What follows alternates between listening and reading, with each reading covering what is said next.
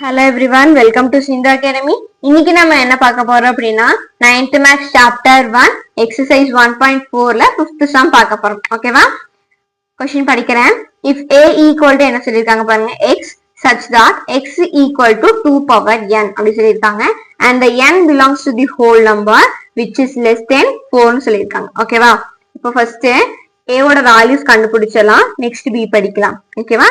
அப்ப a equal to என்ன, 2 power n இல்லையா? சோ இந்த n எதுக்கு ஈக்குவல், பிலாங்ஸ் டு என்ன சொல்லிருக்காங்க, ஹோல் நம்பர்னு சொல்லிருக்காங்களா? அப்போ எழுதிக்கோங்க 0 1 2 3. ஓகேவா? 4 வராது, கீழே டேஷ் இருந்தாதான் என்ன வரும், 4 வந்திருக்கும். ஓகேவா? So less then and equal to இருந்தா மட்டும் தான் 4 வந்திருக்கும், அதனால இப்ப 4 எடுக்கலாம் நம்ம.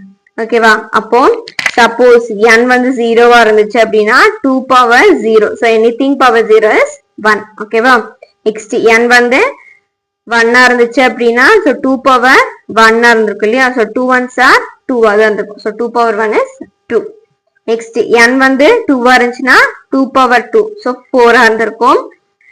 n வந்து 3 இருந்துச்சு அப்படின்னா 2 power 3 equal to 8.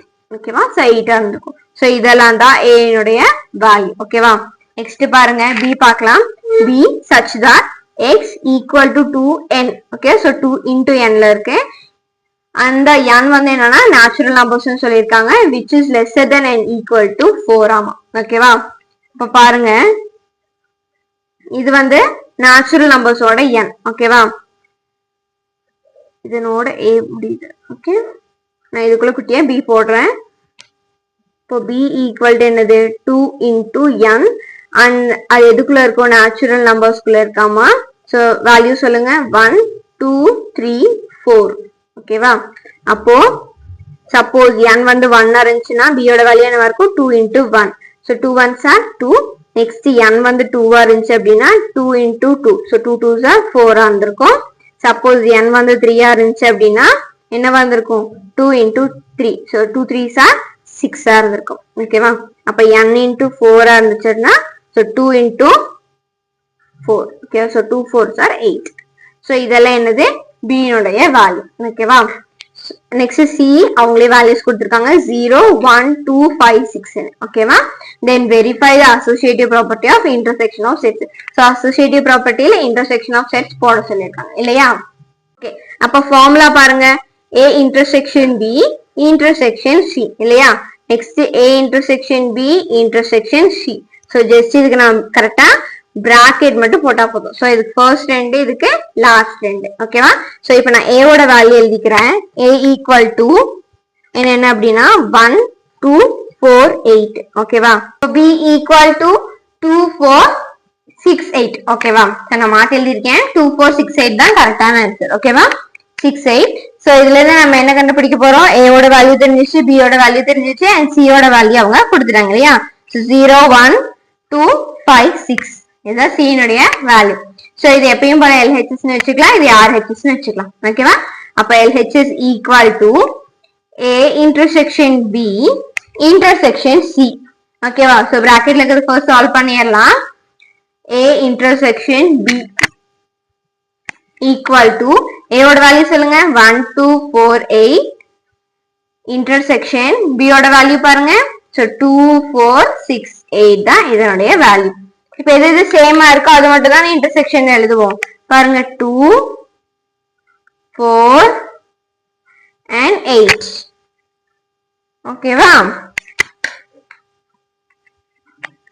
சோ 2 4 8 இதனுடைய வேல்யூஸ். ஓகே, இப்ப பாருங்க எல்லாமே டோட்டலா எழுதலாம்.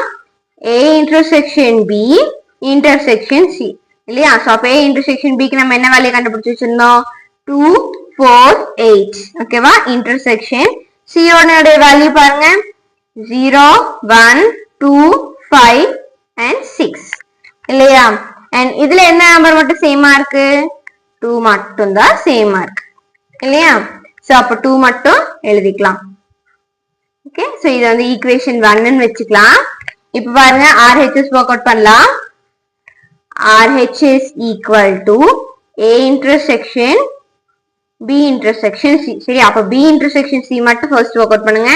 So b intersection c equal to b ஓட வேல்யூ பாருங்க 2 4 6 8. ஓகே, இன்டர்செக்ஷன் C னுடைய வேல்யூ பாருங்க 0 1 2 5 6.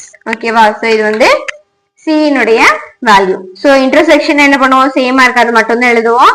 இங்க பாருங்க 2 2 6 and 6. ஓகேவா? அப்போ இதுக்கு என்ன ஆன்சர் வரும், 2 6 தான் வரும். ஓகேவா? இப்போ எல்லாத்தையும் சேர்த்து எழுதிக்கலாம். A intersection B intersection C is equal to A னுடைய வேல்யூ பாருங்க 1 2 4 8. Okay, intersection B intersection C யோட வேல்யூ பாருங்க 2 6. ஓகேவா?